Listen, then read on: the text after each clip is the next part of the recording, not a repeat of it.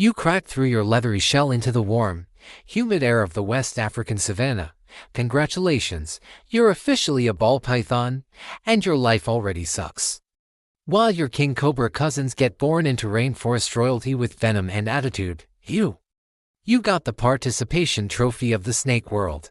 No venom, no intimidating hood, just chunky coils and a chronic case of social anxiety. Your mom, she's already mentally checked out, and like some reptiles who abandon their kids immediately.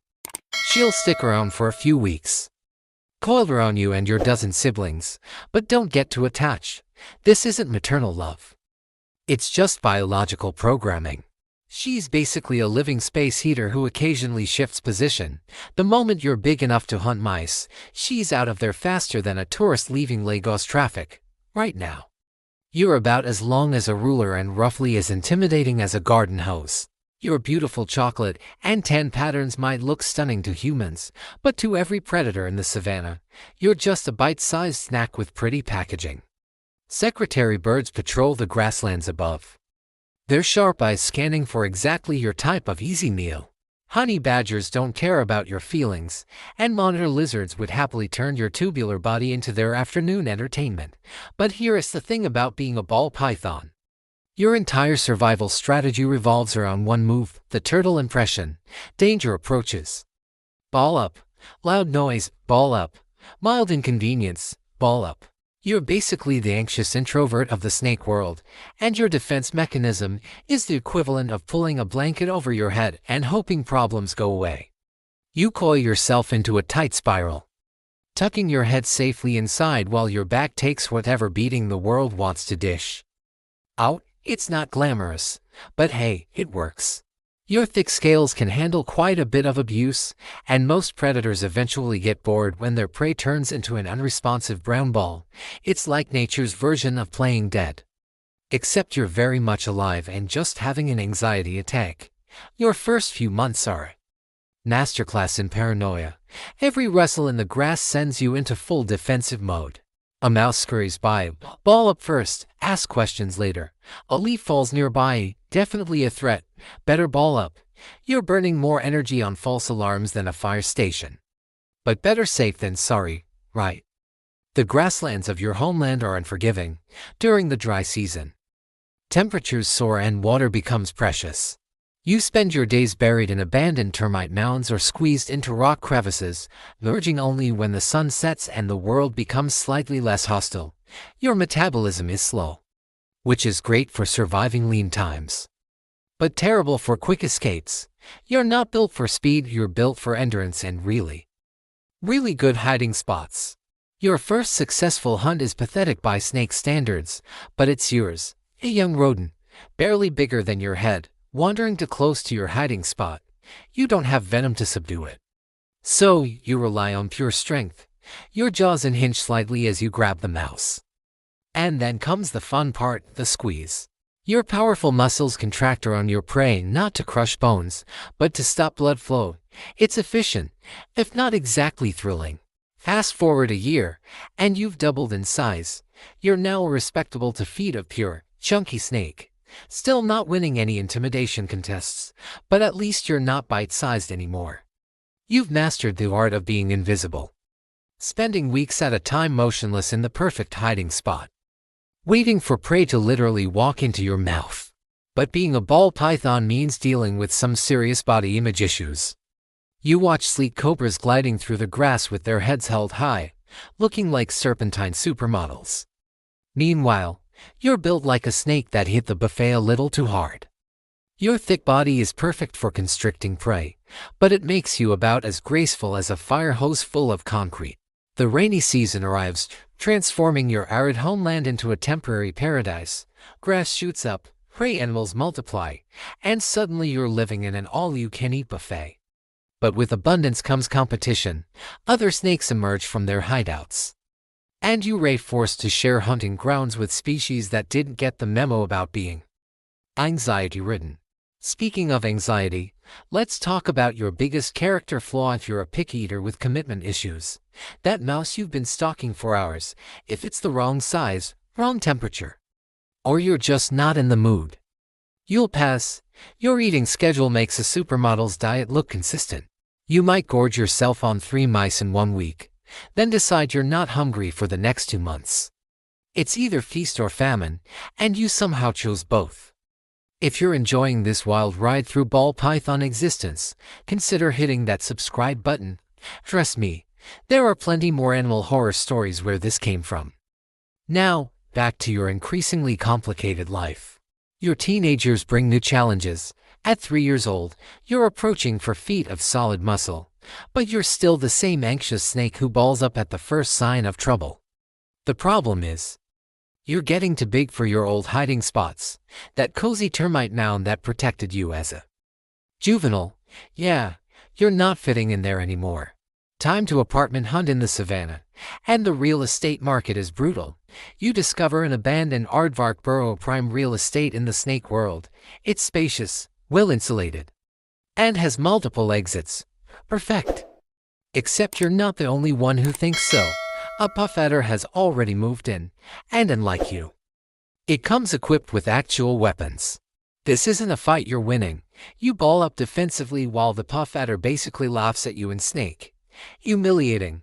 Eventually, you find a decent crevice between some rocks. It's not glamorous, but it's yours. You settle in just as the dry season hits with a vengeance. Months pass without rain, and the grasslands turn to dust. Prey becomes scarce, and you enter what can only be described as the world's most boring survival mode.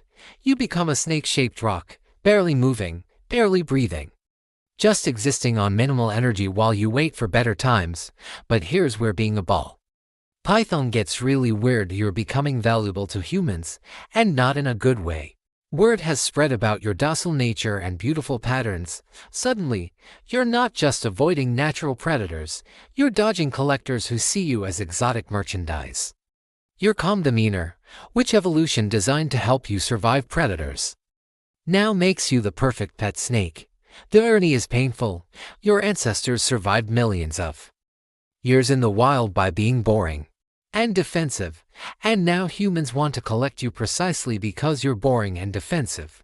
You're too chill to bite, too predictable to be dangerous, and just pretty enough to look good in a glass box. Congratulations, evolution played you. Your mating years arrive, and suddenly you discover you have game. Well, sort of. Female ball pythons are choosy, and males have to prove themselves worthy. But here's the thing, your entire species has the romantic skills of a socially awkward teenager. Males follow scent trails, find females, and then basically pile on top of them until someone gets lucky. It's not exactly poetry in motion. You spend weeks tracking a female's pheromone trail through the grasslands. When you finally find her, she's already being courted by 2 other males. Great. It's like showing up to a party and finding out everyone cooler than you is already there. The competition isn't exactly fierce. Ball pythons are known for dramatic mating battles, but it's awkward. You basically have to wait your turn while pretending this isn't the most pathetic courtship ritual in the animal kingdom. Eventually, persistence pays off.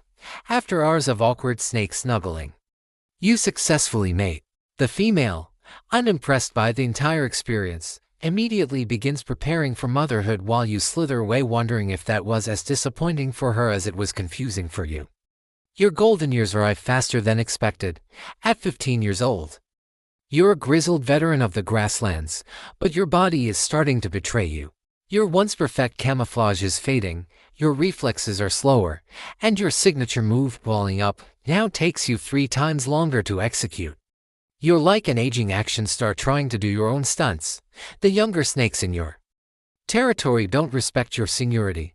A juvenile python, barely half your age, has the audacity to compete for your favorite hunting spot. In your prime, you would have simply outlasted them through sheer stubbornness. Now, you're not so sure. The standoff lasts for days, both of you called motionless, waiting for the other to give up. It's the world's most boring staring contest, and you're losing. Climate change is making your homeland unpredictable. Dry seasons are longer, rainy seasons are more intense, and your carefully calibrated survival strategies are becoming obsolete. The grasslands you've called home for over a decade are changing faster than you can adapt. New predators are moving in, traditional prey animals are shifting their ranges, and you're stuck being a specialist in a rapidly changing world. The human pressure is intensifying too. Not just collectors now, but habitat destruction. Your hunting grounds are being converted to farmland, your hiding spots are being cleared for development, and the delicate ecosystem you depend on is being simplified into monoculture crops. You're not just competing with natural predators anymore. You're competing with tractors. If you've made it this far in our ball python's tragic tale, you clearly appreciate the darker side of nature's comedy. Make sure to subscribe for more brutally honest animal documentaries that reveal what National Geographic won't tell you. Your final years are a study in stubborn survival. You've outlasted most of your generation through sheer persistence and an unmatched ability to hide from problems. But time catches up with everyone, even anxiety-ridden snakes with commitment issues. Your last shed is incomplete.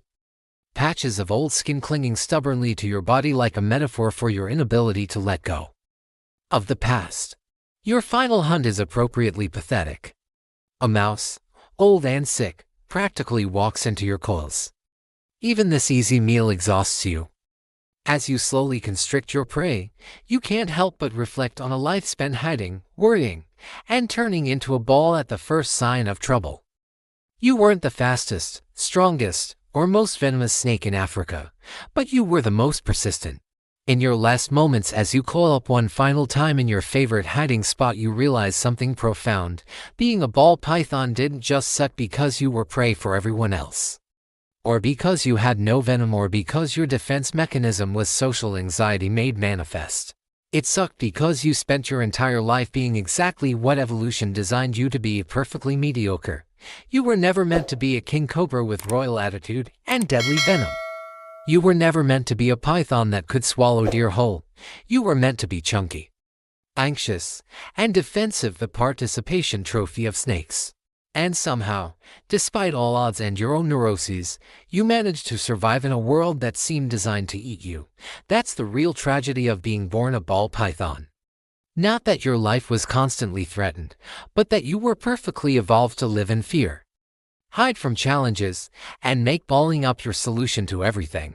You weren't just prey, you were prey with anxiety disorder and a tendency to overthink every situation. But hey, at least you had great patterns. That's got to count for something, right?